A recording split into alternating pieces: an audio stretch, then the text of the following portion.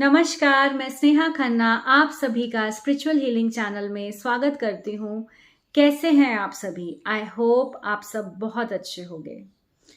तो आज हम बात करेंगे कि कंसिस्टेंसी का क्या बेनिफिट होता है हमारी लाइफ में। कंसिस्टेंसी कब और क्यों करनी चाहिए।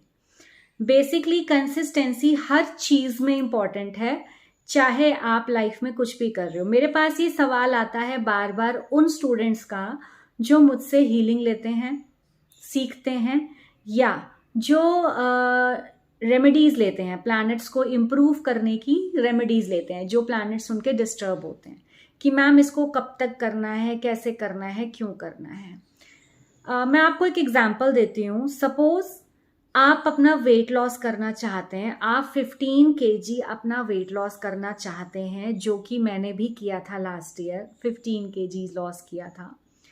तो उसमें कंसिस्टेंसी बहुत ज़रूरी है। मतलब आप ऐसे नहीं कर सकते हो कि 4 दिन आपने डाइट करा, फिर आपने कुछ खा लिया, फिर आपने 4 दिन डाइट किया, फिर आपने कुछ मीठा या फ्राइड खा लिया, जो कि एक डाइट प्लान में अलाउड नहीं है। उससे पता है क्या होगा? सपोज मैं यहाँ दिल्ली में बैठी हूँ, ठीक है, और मैंने एक तय किया कि मैं बैंगलोर जाऊंगी, राइट। अब मैंने 30 किलोमीटर्स बैंगलोर की तरफ ड्राइव करी, ठीक है।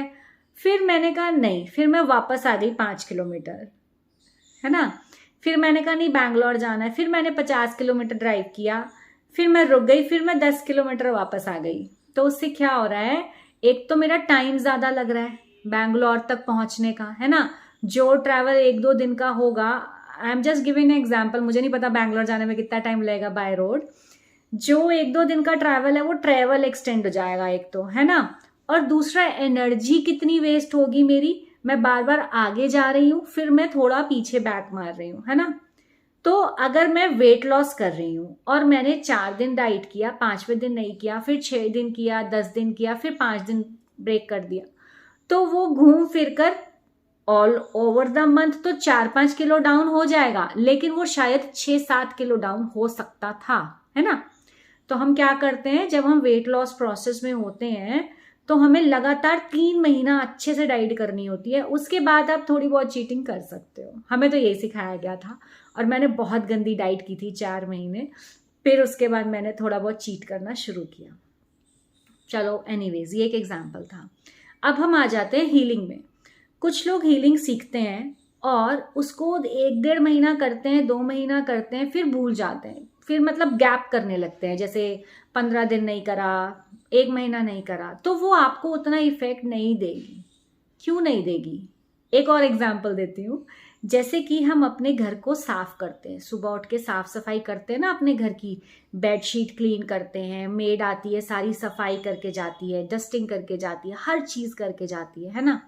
सारा दिन हम 24 घंटा उस घर में रहे, फिर 24 घंटे बाद फिर सफाई होती है। हम ये तो नहीं कहते ना कल सफाई की थी तो अभी 2-4 दिन रहने दो, ऐसा तो हम कभी भी नहीं कहते। हम डेली क्लीनिंग कराते हैं। क्यों करवाते हैं? क्योंकि डेली क्लीनिंग की जरूरत है उस घर को। अब एक और एग्जाम्पल।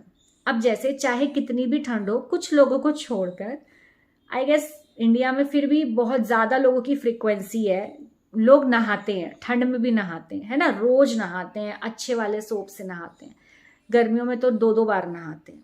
क्यों नहाते हैं? ऐसा तो नहीं है ना कि आज 1 तारीख है मैंने नहा लिया, अब मैं 10 तारीख को नहाऊंगा, ऐसा नहीं होता है ना। हम रोज अपनी क्लीनिंग करते हैं, कंसिस्टेंटली करते हैं, ताकि हमारी बॉडी, हमारा घर क्लीन रहे। सेम वही हीलिंग का प्रोसेस है।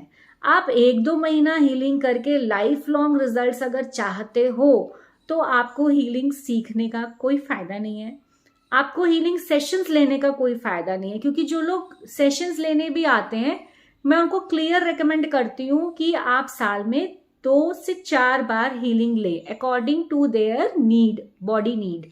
क्या उनका फिजिकल प्रॉब्लम है या इमोशनल प्रॉब्लम है ना। आप एक बार, you are not a camel, है ना, कि एक बार खूब सारा खाना खा लिया और उसको 15-20 दिन तक आप यूटिलाइज कर रहे हो, वो नहीं हो पाएगा आपसे, वो होता भी नहीं है।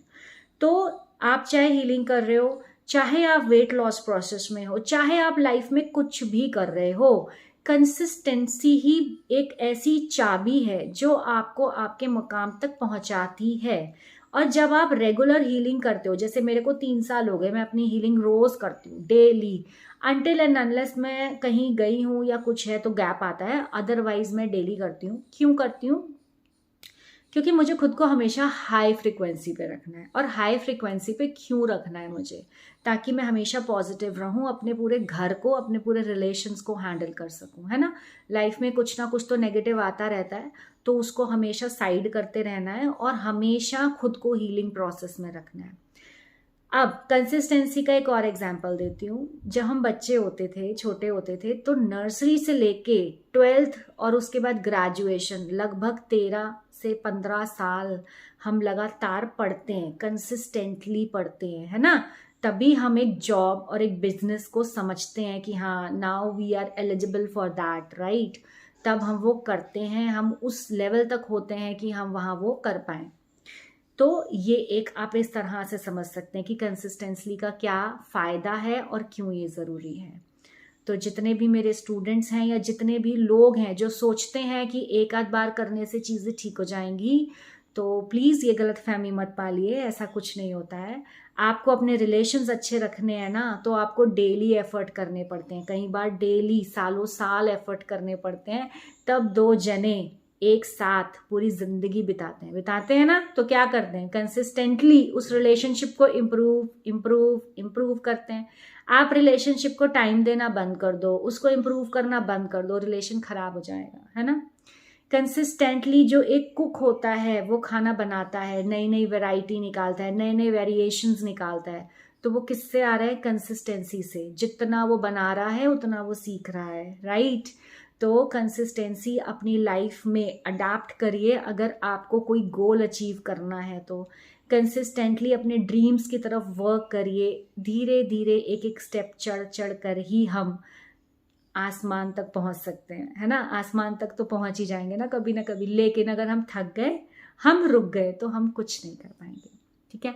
तो आज के लिए सिर्फ इतना ही। मिलते हैं अपनी नई वीडियो में बहुत ही जल्द। Till then take care and bye bye.